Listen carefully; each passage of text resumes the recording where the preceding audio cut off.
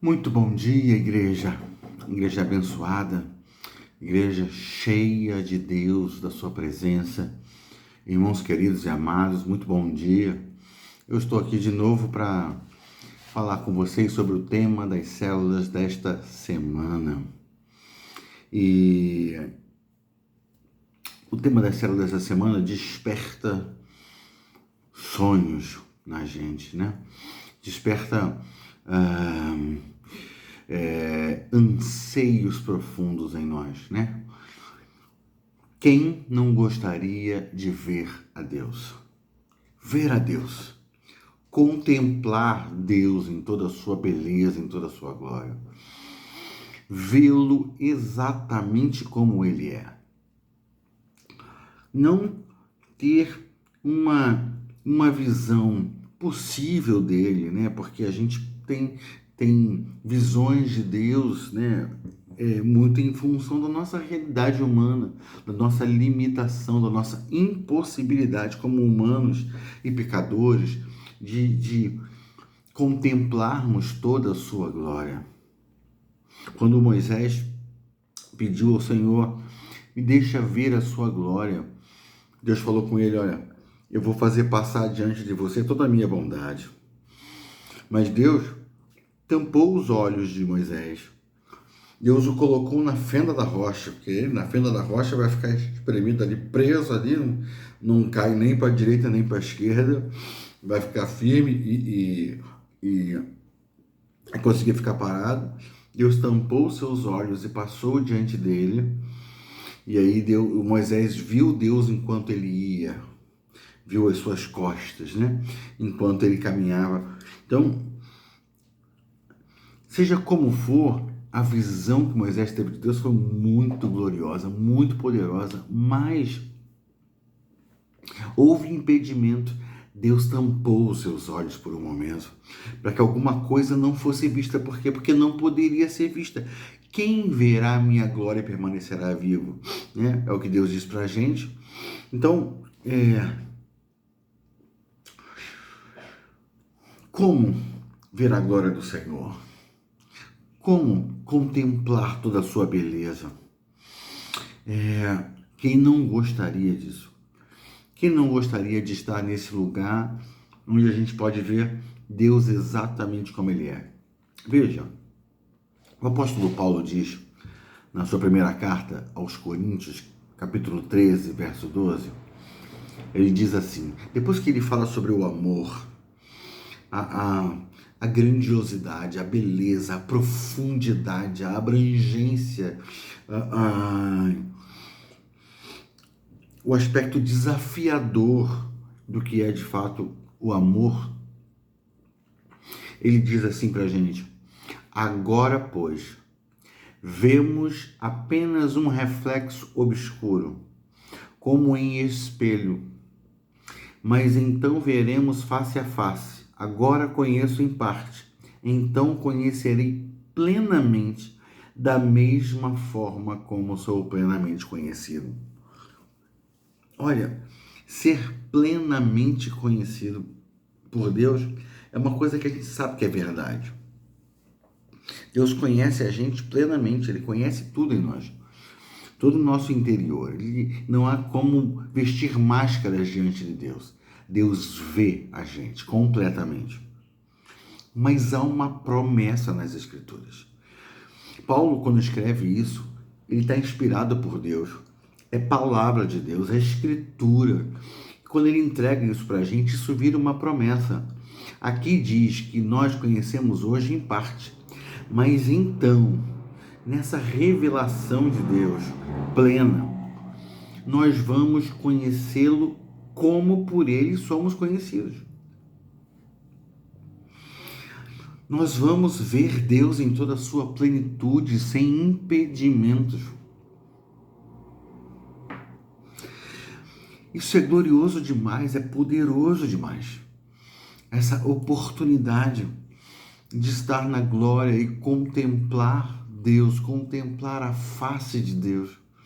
Eu imagino Moisés, então, depois de ter visto as costas de Deus, chegando na glória de Deus, no lugar, na habitação de Deus, e podendo olhar nos seus olhos, podendo olhar a sua glória e se prostrar diante da sua glória.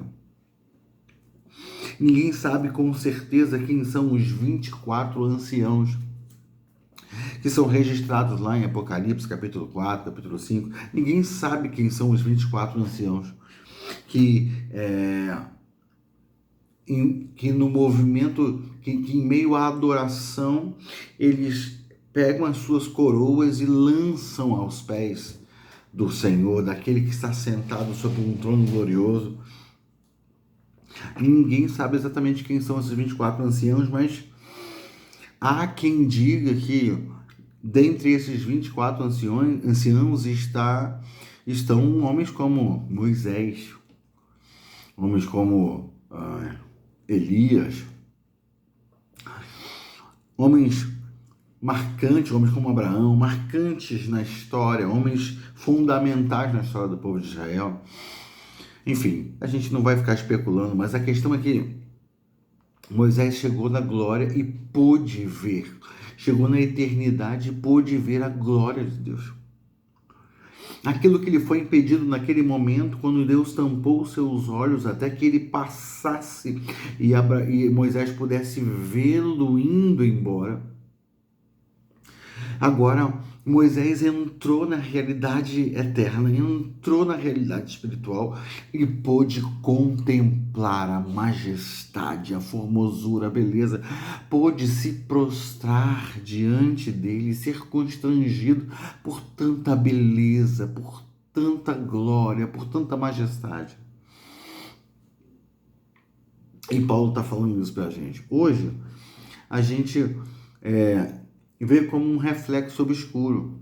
O reflexo no espelho, o espelho daquela época não era como o nosso espelho hoje, que a gente vê com clareza.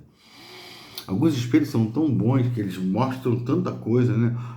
Alguns espelhos são mais obscuros, outros espelhos são tão bons que a gente se aproxima e consegue enxergar assim, detalhes da gente, dependendo da iluminação também. Tem espelhos que já alteram a gente, deixam a gente mais gordinho, mais magrinho. Mas, de qualquer forma, os espelhos de hoje mostram quem somos com perfeição. Exatamente como nós somos, não é verdade? Ainda que deixe a gente mais gordinho, mais magrinho, os espelhos mostram exatamente como quem somos. Naquela época, não. Naquela época era um bronze com um polimento, alguma coisa que... você tinha uma noção, você via alguma imagem ali, né? Da mesma forma que as pessoas se olhavam, mas não conseguiam se ver com clareza, Paulo está dizendo, olha, a gente hoje olha para Deus, mas não consegue ver com clareza, mas um dia nós veremos uma imagem limpa, cristalina, uma imagem sem impedimentos, uma imagem sem embaçamento. Poderemos vê-lo como ele é e conhecermos ele como por ele somos conhecidos. Aleluia! João fala alguma coisa semelhante. O apóstolo João, na sua primeira carta, no capítulo 3, versos 2 e 3, diz assim: Amados, agora somos filhos de Deus, e ainda não se manifestou o que havemos de ser. Gente, vocês não se impressionam com as Escrituras? Eu me impressiono com as Escrituras. A cada leitura, elas me desafiam demais. O que é que está dizendo aqui? O Filho de Deus não é o meu status máximo. Jesus é o Filho com F maiúsculo, né? O Filho de Deus. Mas, de repente, esse texto fala assim: agora nós somos filhos de Deus. A todos quantos receberam deles o poder de serem feitos filhos de Deus. Então, ser filho de Deus é tudo que eu sou, tudo que eu serei por toda a eternidade. É fato, eu serei por toda a eternidade um filho de Deus. Mas esse texto me desperta para alguma coisa a mais. Do que ele está falando aqui? Será que eu consigo desvendar exatamente o que ele está falando? Alcançar a plenitude do que ele está falando? Aqui diz: Amados, agora somos filhos de Deus, agora. E ainda não se manifestou o que havemos de ser. Nós haveremos de ser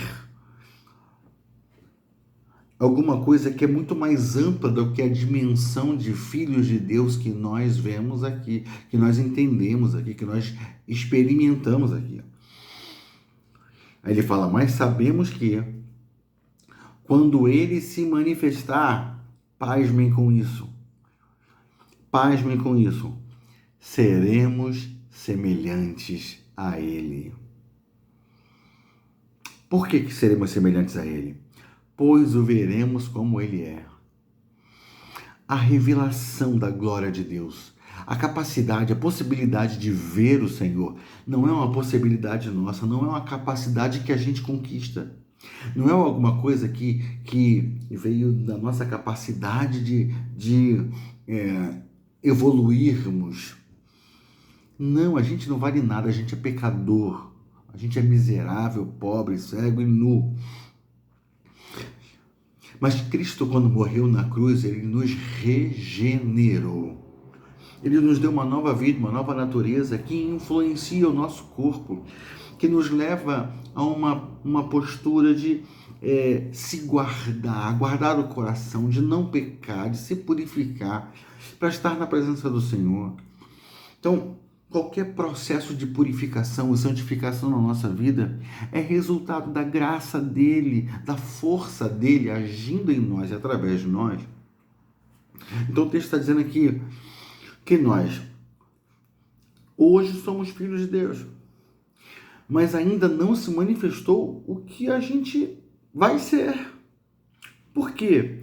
A gente sabe que quando ele se manifestar, no dia em que ele se revelar para nós, nessa perspectiva eterna e definitiva, quando ele se revelar para nós, seja quando a gente for se encontrar com ele, ou quando ele vier em glória e buscar a sua igreja, a sua noiva, quando ele se revelar, quando ele se manifestar, nós seremos semelhantes a ele. Por quê? Porque aí todos os impedimentos dessa estrutura carnal limitada e corrompida vão cessar. Nós vamos ser totalmente libertos e totalmente liberados para acessar essa glória, acessar essa majestade, para vê-lo e para contemplá-lo, para sermos transpassados pela sua magnitude, pelo seu esplendor. Nós o veremos como ele é. Aí diz, todo aquele que nele tem esta esperança, o que faz, purifica-se a si mesmo, assim como ele é puro. Nós seremos revestidos um dia de plena pureza, de plena santidade.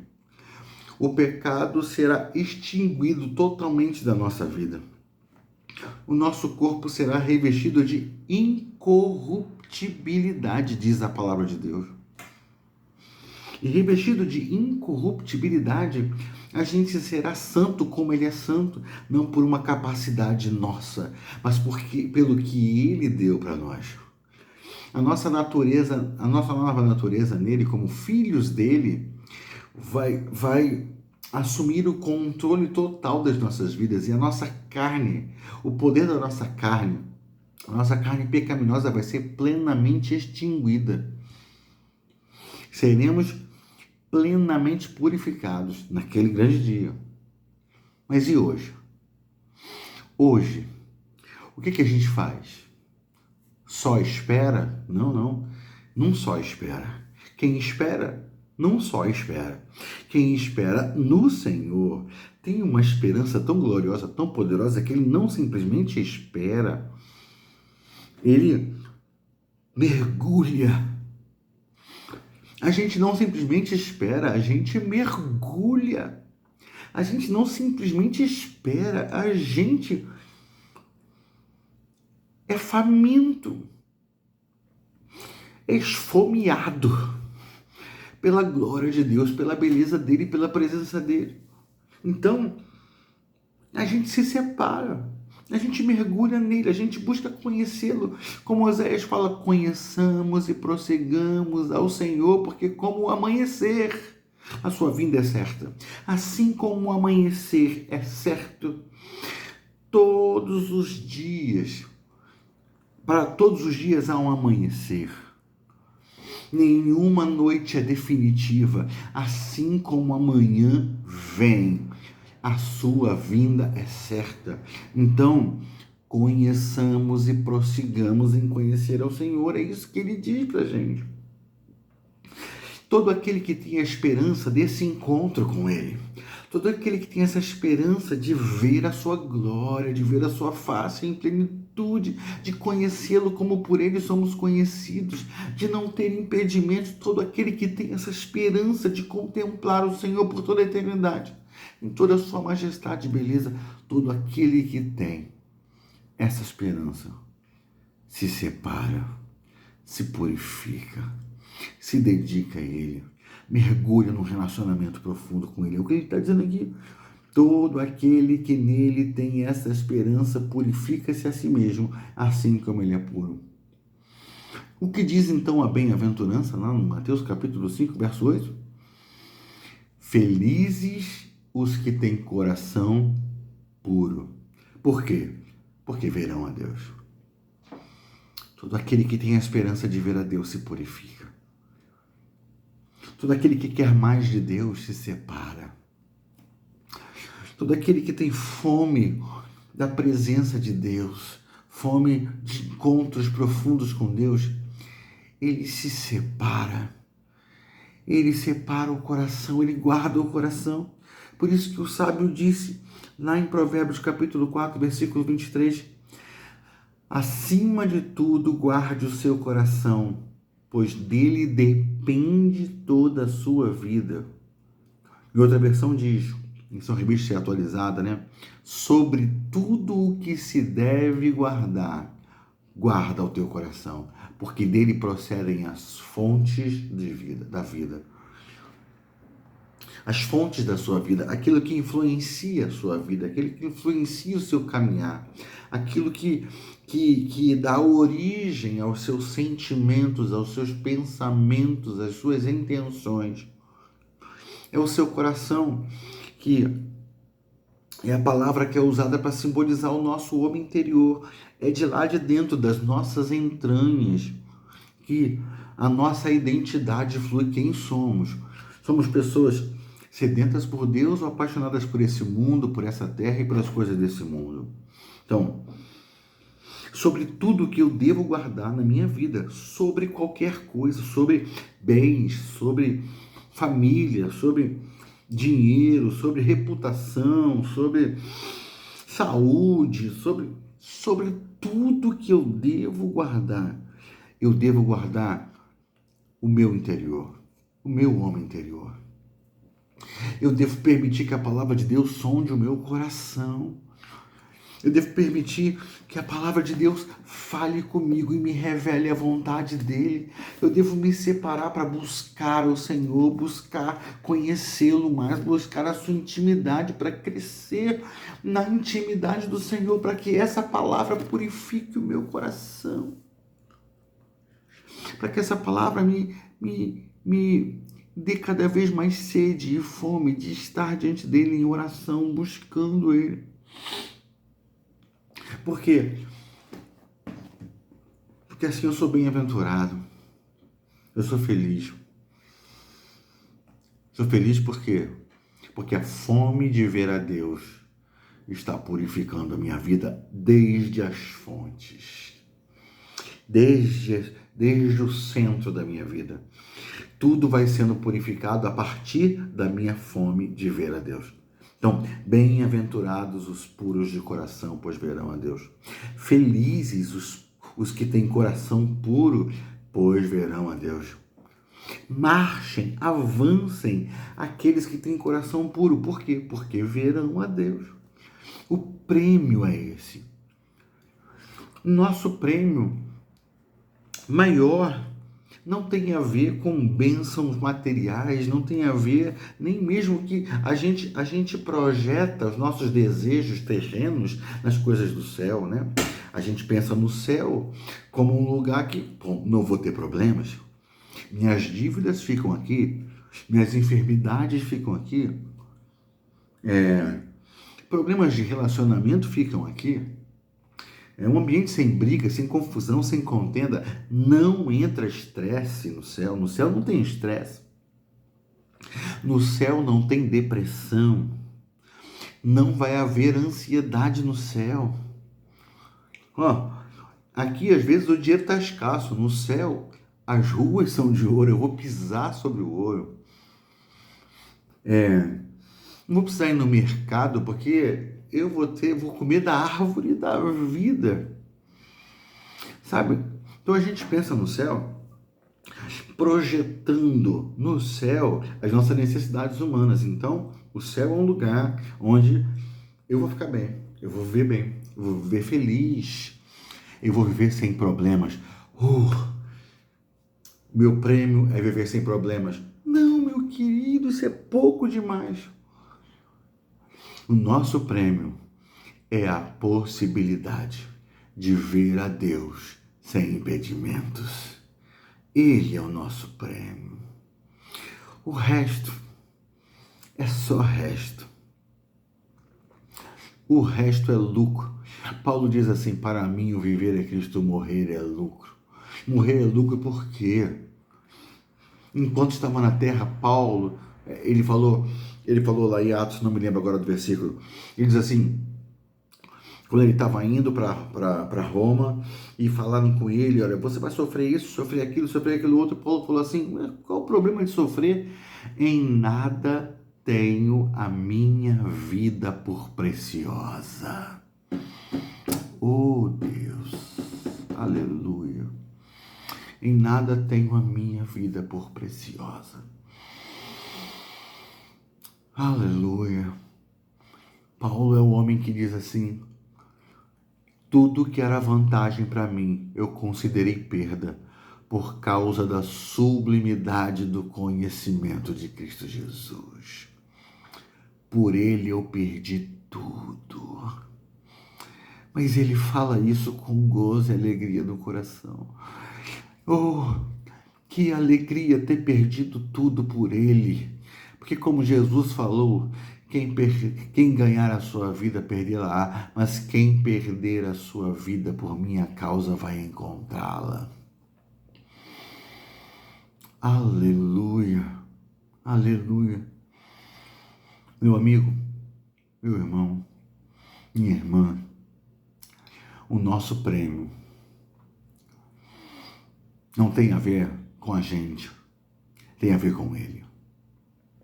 Ele é o nosso prêmio. Ele é o nosso galardão. Nosso galardão não são mansões, as mansões celestiais, né? Nosso prêmio não são as mansões celestiais. O nosso galardão é Ele. O nosso galardão é a presença dEle. O nosso galardão, o nosso prêmio é poder vê-lo em sua glória, em sua majestade. Contemplar a sua beleza sem impedimentos. Ele é o nosso prêmio, maior. Então, lembrando, para terminar, o versículo de João. Amados, agora somos filhos de Deus. Essa é a nossa relação com Deus, como filhos dele. Mas ainda não se manifestou o que havemos de ser. Tem algo mais em Deus para nós. Mas sabemos de uma coisa: quando ele se manifestar, seremos semelhantes a ele, pois o veremos como ele é. Oh Deus! Então, todo aquele que nele tem essa esperança purifica-se a si mesmo, assim como ele é puro. Separe-se, busque o Senhor, mergulhe na presença de Deus, tenha fome, tenha sede, queira mais. Por quê? porque felizes são os que têm coração puro. Esses receberão o maior dos prêmios. Eles verão a Deus. Deus abençoe você, meu querido. Deus te dê graça e amplie, aumente a sua fome, para que você tenha novas experiências, para que você conheça cada vez mais profundamente o que é ser um filho de Deus. Que prazer há nessa realidade de ser filho de Deus. Que poder é esse que a palavra de Deus diz? Nós que cremos nele recebemos o poder de termos sido feitos filhos de Deus. Que poder é esse? Mas mais do que o poder de sermos feitos filhos de Deus, é o poder que teremos por conhecê-lo, como por ele somos conhecidos. Então, tenha essa expectativa, tenha essa esperança. Se mova por ela, seja absorvido por ela, consumido por ela, devorado por essa fome de se separar cada dia mais para ver o Senhor e para conhecê-lo mais profundamente. Lembrando do que Oséias diz, conheçamos e prossigamos em conhecer o Senhor, porque assim como o amanhecer vem, ele virá e se manifestará a nós. Deus abençoe você, meu querido. Deus abençoe sua semana e a sua célula. Que seja um tempo de edificação e crescimento. Em nome de Jesus.